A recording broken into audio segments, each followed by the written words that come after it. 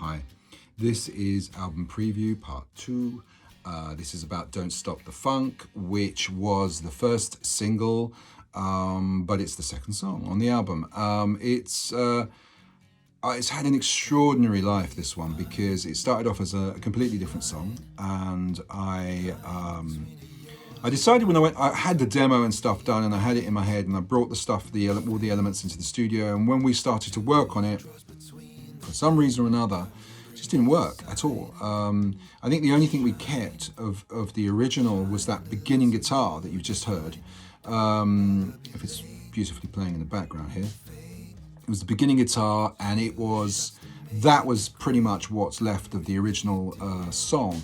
For some reason or another, it just didn't work. It didn't work at all. Nothing was working. And I went to do a vocal, and as I started to sing it, it was even worse in terms of what was coming out. So I started to then sing something else, which is with a different melody too, and that's what we ended up with. What I sang, what came out of my mouth, was completely and utterly gibberish.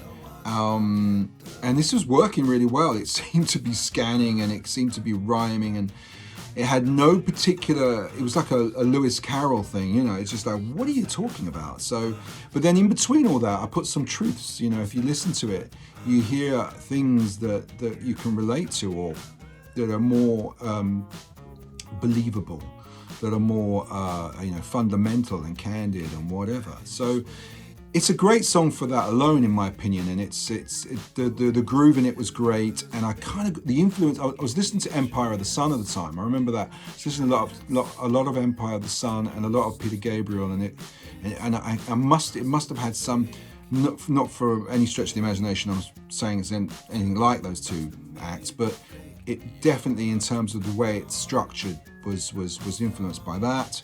So yeah, it was a great way to start off my solo stuff. I think that as a first single, it's really representative of what's going on in my music now.